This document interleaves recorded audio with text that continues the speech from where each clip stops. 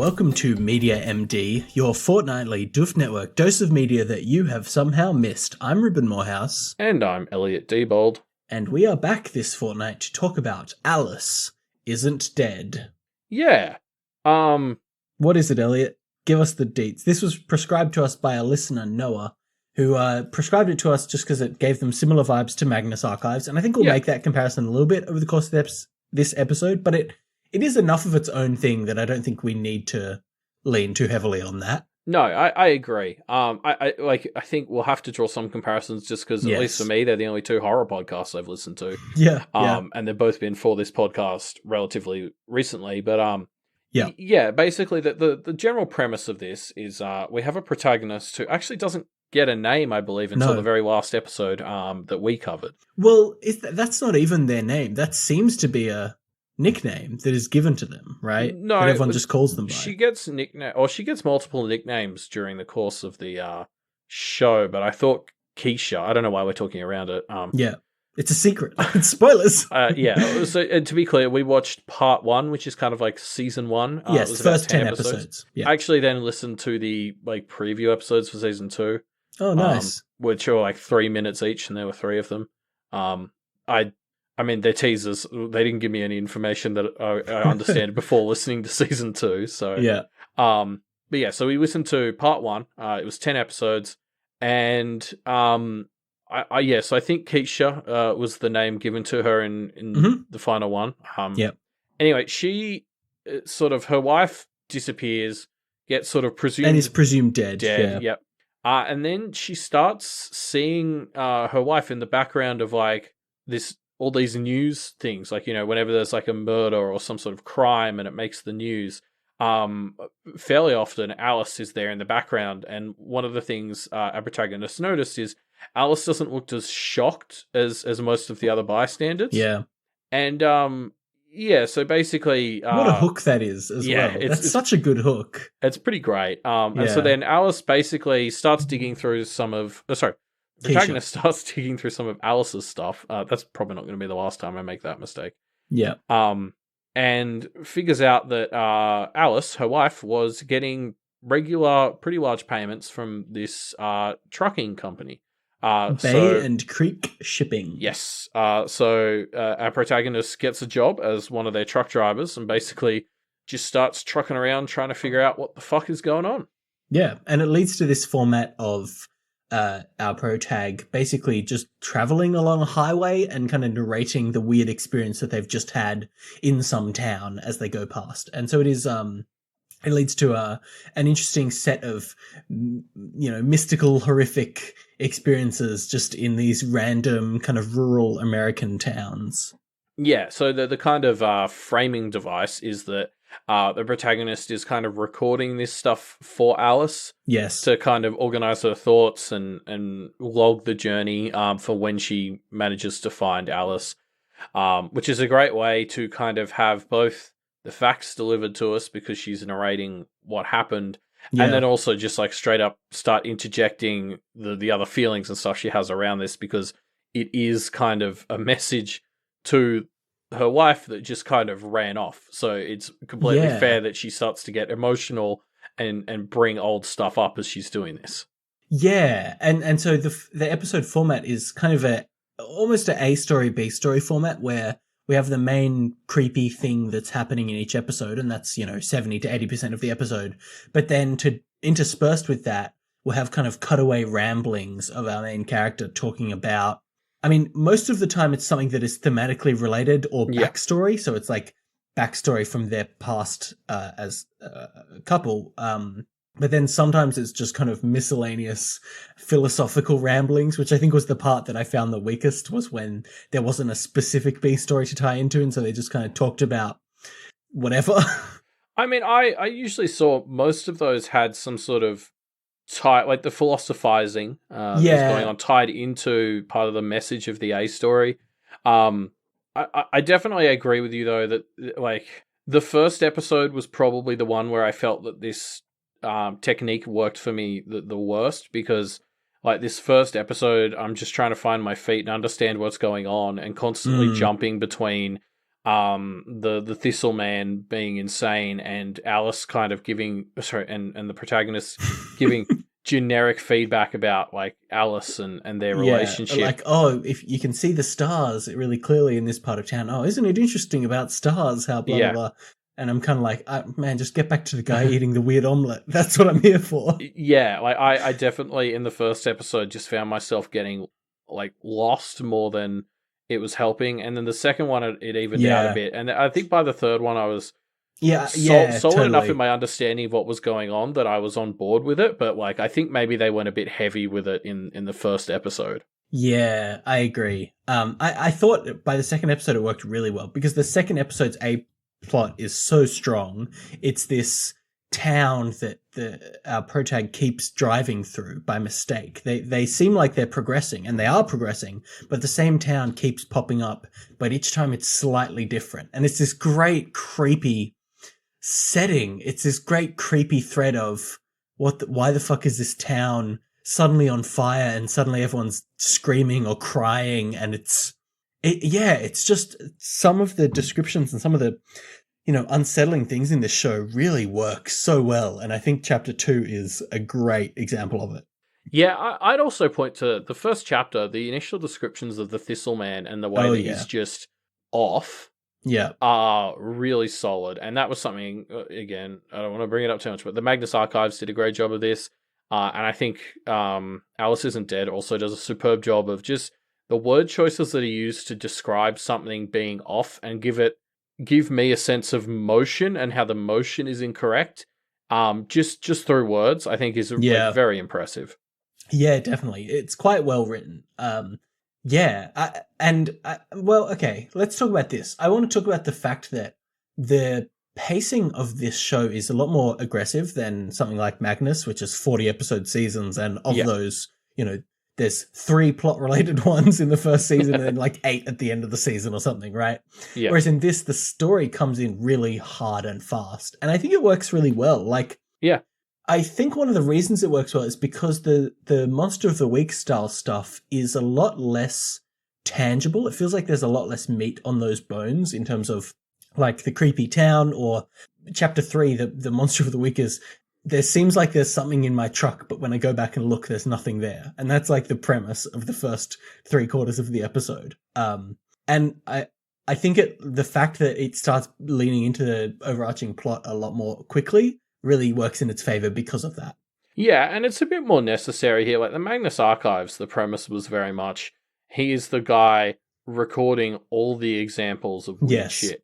Yes. If our protagonist had to go through 40 towns worth of weird shit before she started connecting dots, I'd just be a bit more worried for her sanity than I already am. And already her sanity is a little unnerving because there's a few times where she is really creepy. Like the last line in the second episode is she says, fully terrifying mode to the camera, "You may think you're free, Alice, but you're not. You're not free of me." And it's like, she's clearly going a bit crazy here. Yeah, and when I think, like, because you've already sort of mentioned, like, the second episode worked a lot better for you. And like, I agree. I think it might be one of the strongest ones. Just because, again, like, I think the A-B format worked a lot better in it because the A story was, like, as you said, she kept revisiting this town each time. And I think that lent itself a lot better to interjecting with the more personal stuff about her relationship with Alice, because the point of the A story is we need to take a break from it and then come back and it's like, wait, is this the same town? Yeah. So it was an A story that was perfectly crafted to have the B story injected into it. And this was probably, I think, the B story that added the most, which is good because it's like episode 2, so we need it more. And because the A story allowed it. And this is where we learn so much more about her thing with Alice. You start to be like, in the circumstances, I'm not going to come down on her too harshly, but obsessive seems like a fair word for what sort of happens to her. And I think we learn a bit more later in some of the episodes. Like, she did have anxiety disorders and stuff, like when she was with Alice. And so this whole thing of, her wife up and leaving and then turning out to be part of some supernatural conspiracy has triggered that a bit. Yes. Fair enough. Yeah, exactly. We've talked a lot of good things about the show. I want to bring up one of my criticisms of it, which is It's got so many ads in it. I don't know if this is like a fair criticism or not, but about 20% of the runtime of each episode is advertising. It'll start with about 30 seconds of a pre-roll, and there's no advertising in the middle, thank God. But it ends with like 2 solid minutes of ads, and it's actually it's 6 minutes. Right. So now I'm just going to tell you, Elliot. I just skipped ahead to the No, next episode. I skipped them as well, and that was the thing. I had to press the 30 seconds forward button 12 times to get past them. That's how I know it was 6 minutes. It's bonkers. I mean, I guess it's good that they're at the end in one easily skippable block, but it just was like, I'd look at an episode, I'd be like, oh, it's 25 minutes. Okay. And then it turns out to be, 18 minutes of actual episode. It's so, yeah. I agree. Like, it seems like a weird complaint, but honestly, it is a bit off-putting to have to skip through that much, and in chunks. And I kept thinking maybe I was missing part of the episode. So for the first 3, I didn't quite skip through it like completely because I wasn't sure. So yeah, weird complaint, but like it did kind of bug me. Yeah, it bugged me too. Yeah, I guess to touch on something you have sort of already brought up, but I just had another thought on. Like the whole, you already mentioned this is a lot more serial than episodic. Yes. Compared to, say, the Magnus Archives or something. And as the person who's usually the one saying more things need to go back to being episodic and everything's too serial these days, I actually really like this. And I think so far I'm preferring this show to the Magnus Archives because of it. And I think it's just because the concept that we have here of like all the roads, like, so a big theme I would say of this series is the way isolation kind of leaves you vulnerable. Yes. And like just the like seeing that go on for ages and ages and just being the one sort of theme would drag on a bit, whereas the Magnus Archives, because of its structure, can just dabble with like dozens of various themes while having one sort of more big picture through line. So like I think Alice Isn't Dead is constructed from the ground up to be perfect for the length it seems to be. And I'm just really impressed by that, because usually I read or listen to things this length and I'm like, yeah, it would have been better if you had more episodes and it went for twice as long. So I was quite impressed that this didn't make me think that. Yeah, it's really well produced. In saying that, the episode 4 is actually my favorite, and it's probably the most episode of the week. Yeah, there are 2. The second episode that I mentioned and episode 4 are the ones that don't tie into the plot, as far as I can tell so far. Yeah, based on what we've learnt by the end of season 1, like we don't see how they're related. They clearly will be. Yeah, I think so too. But like, I just love episode 4 conceptually. This factory where every time she loses sight of this man, he ages like 30 years, and it was so horrifying. Like, and then the coffin was for him. Yes, like, so the thing that she's delivered turns out to be a coffin, and of course, as soon as you find out that it's made of wood, you start thinking, "Oh no, it's his coffin." She is helping him build his coffin, and then that's what it is, and it's like it just is a really nice little self-contained story. Yeah, like, I don't know why this one got to me the way it did, but I loved it. And then, so as we progress, we start to find out more about the story. So what we start to find out is the monster that we saw in the first episode that is starting to be referred to as the Thistle Man, this kind of inhuman thing that takes a human form, but you can tell just isn't right, starts becoming more and more apparent as the villain of this first season. We find our protagonist starts finding signs that have been left to her by Alice, apparently, talking about the Thistleman's victims that kind of lead our protagonist to figure out that the Thistleman has been murdering people, has been functioning as a serial killer across the country. We then meet another character. We get another character introduced, Sylvia, who is this kind of teenaged girl who is fully voiced by still the same voice actress, as in, like, in universe, our protagonist, Keisha, is like narrating what Sylvia said to her in the past, which is an interesting style. I found it a little weird at first, but then it really grew on me, the idea of we're trapped in a box with Keisha, and she's the lens through which we view everything. I think that's very interesting. I wonder if we're going to hit some kind of unreliable narrator beats later on as we go. I would be surprised if we haven't already had some bits that we assumed she was correct about, and she's been a little bit unreliable. Because I agree, the framing device of the whole show is so perfect to do some of that stuff.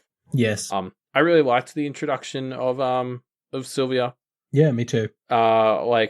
She was a fun character, despite the fact we never actually hear from her. No. I was like already thinking that she was just so much fun. I'm interested.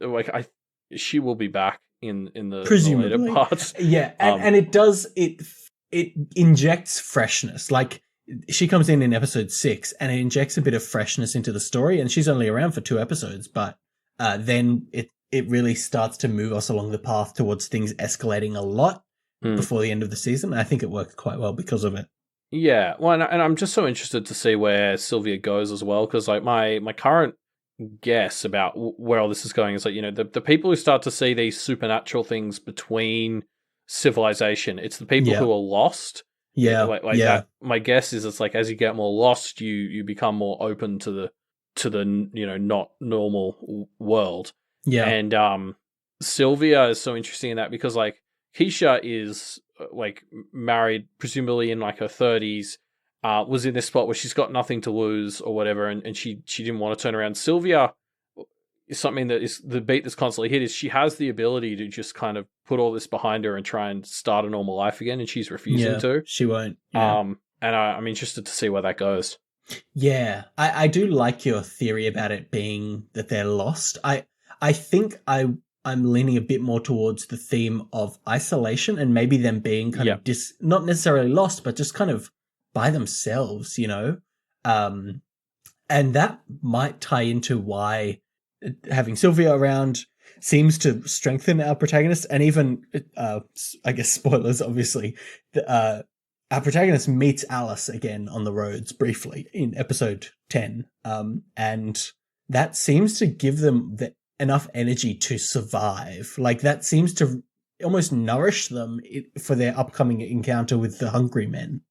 Yes. In fact, like in that final episode, Alice kind of explicitly, like very explicitly ties the fact that it's like, she turned her anxiety and like what was her flaw into a weapon, and it became her strength.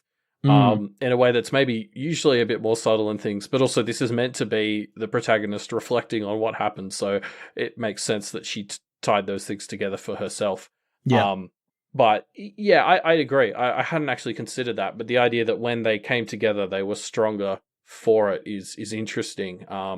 I mean, there's some other interesting stuff, like at the end, like the Thistlemen's town. Yes, this is the other thing that ties into it, is that Thistlemen aren't by themselves. They have a community of Thistlemen, hungry men, whatever you're going to call them. And that's such an interesting... Again, I think that's tying into this theme that we're starting to see of community and and exploring ideas of community in rural America.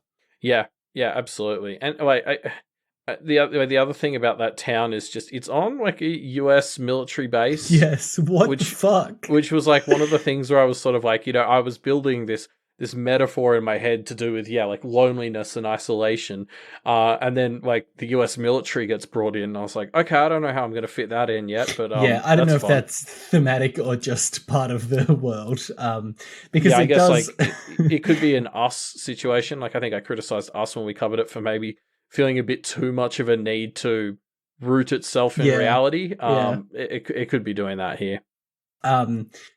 So where this season goes is our protagonist Keisha finds that the Thistleman is not an independent entity. There are more of them, in fact, a whole town full of them. And she freaks out for a bit and decides to go home before still being like taunted and followed by these Thistlemen. So she decides, you know what, like, I'm done with this. I'm resolving this. I'm going to get a truck and I'm going to smash it into the town and end this one way or the other. And as she goes to do that, she bumps into Alice, who gives her some exposition and tries to dissuade her unsuccessfully.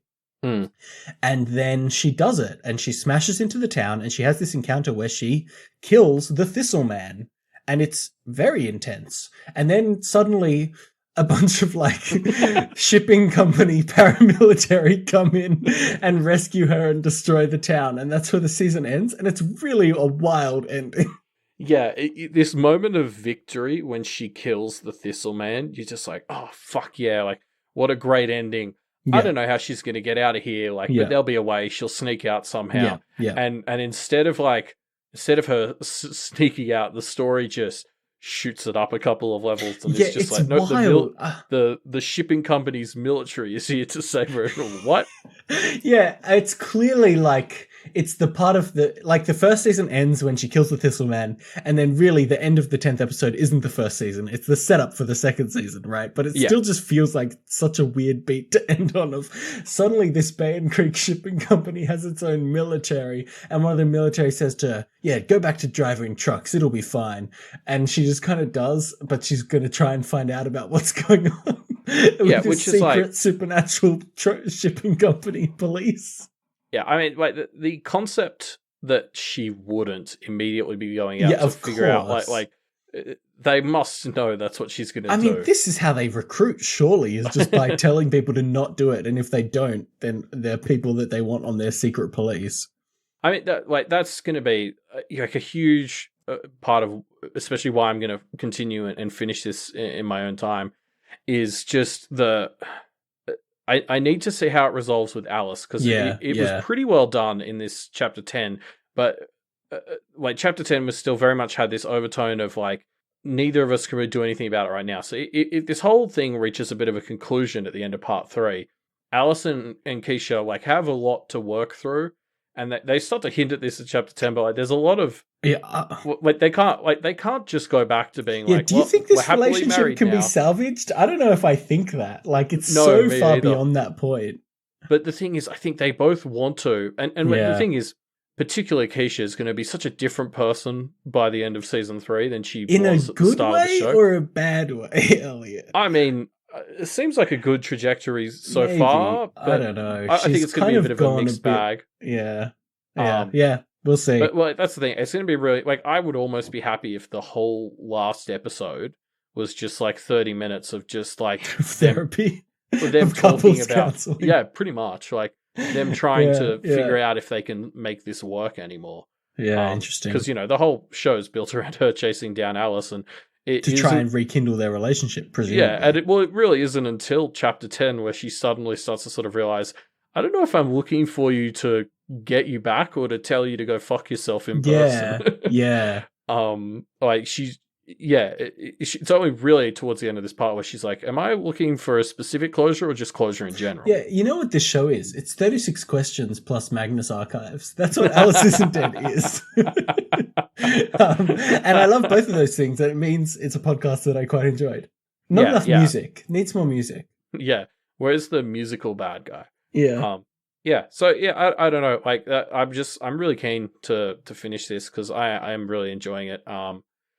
I guess Magnus Archives is one that I've done in spurts and then fallen off, and I think it is because it's just got so many episodes. Yeah, and it's a bit detached. Whereas this one, it's 30 episodes. Despite what the MP3 length says, they're only like 15 minutes each.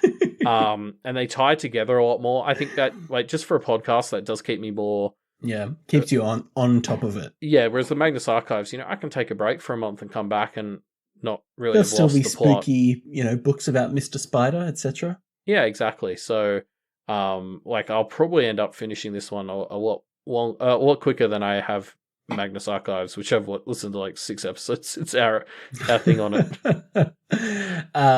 So Elliot, there are 10 chapters, just like there's 10 possible scores you could give this. Well, 11 if you count 0, but I don't think we'd give anything a 0, surely. No. Unless, what are you going to give this, Elliot? I'm going to go for 7.5 on this one. Oh yeah, I'm going to go for a 7, I think. A flat 7. I enjoyed it, but I think there were a few things about it that just kind of like disconnected me from it. But on the whole, something that I quite thoroughly enjoyed. So 7 it up. Yep. Samesies. All right, Elliot. So what are we talking about next fortnight? Yes, it's my turn to bring something, and I am bringing the 2018 movie Annihilation. Which have you heard of this one? It's a Netflix one. I've seen the picture on Netflix, and I'm pretty sure it's about like going into a spooky crystal world or something. Is that right? Yeah, that's pretty much it. basically, you don't even need to watch it. yeah. So it stars Natalie Portman. Basically, her husband goes missing for ages, and then he just rocks up at her house again. What is it with missing spouses? Yes, in this yeah. show? I'm sticking to the theme. Yeah, stay on brand. Yeah. Anyway, he suddenly comes back, but like he's really out of it. It's a bit weird. And she finds out that he went on this mission into like a weird space bubble thing, which is probably the graphic thing you've seen. Yeah. And she basically leads the next team that is going to go in there to try and find out what happened to her husband's team. Spoiler alert, doesn't go great. That's why it was worth making a movie out of. It's not just the mission is successful and everyone's fine. yeah. She doesn't just like take 3 steps into the bubble and it's like, oh, here are all the they're answers. just playing checkers. Oh, guys, you've been in here for 2 days. Oh, sorry. But yeah, so it's from director Alex Garland, who, like, I don't know if you'll be familiar with just like based on the name, but like I've loved every single one of his movies. Give me some titles. So he did Ex Machina. Oh, yes. Okay. He also did 28 Days Later. Yes. As a writer, I think, just for that one. He wrote Never Let Me Go, which I actually considered bringing to this when I started doing the research for Annihilation. He's actually just done, I think it's one of those Apple TV shows, or no, it's on Hulu. He's just made a show called Devs, which has also been highly recommended to me. Oh, okay. Point is, he's pretty consistent.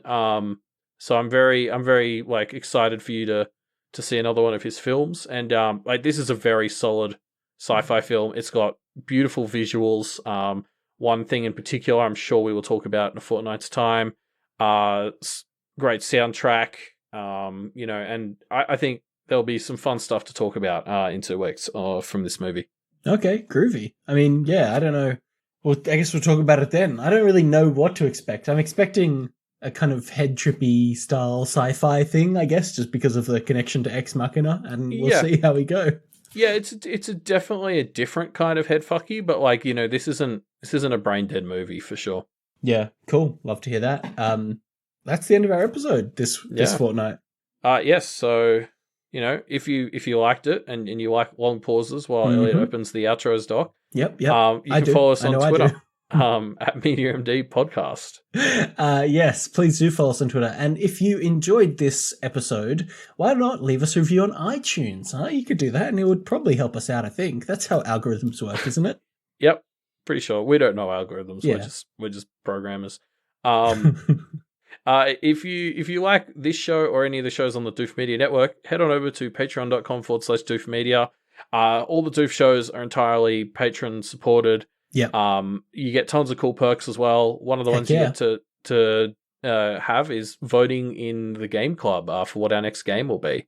Yeah, we're actually doing our first episode of the Game Club, which is a new game-focused discussion show. That's recording this weekend on Friday night American time, Saturday afternoon Australia time. So tune in for that on Twitch. YouTube, on the Doof Media YouTube channel. It'll be a great time. So come on over. We'll be talking about Hollow Knight, and we'll be announcing the next game there. But if you want to have your say on what that next game is, you better quickly head on over to the Patreon, sign up, and get your vote in. Yeah, speaking of having your say, if you want to leave us your thoughts on Annihilation or on Alice Isn't Dead, or just on anything, whatever. We're not picky. Why don't you contact us? You can shoot us an email at mediamdpodcast@gmail.com, or you can find all the links to do the things I just mentioned, the Twitter, the iTunes, the Contact Us, the Game Club, on our website, doofmedia.com, where you can find also all the previous clues for the Media MD ARG. You can help us figure out just who is Dr. MD and why is his highway so spooky. Elliot, why don't you tell the listeners this fortnight's clue? Stickers, and we'll see you next fortnight.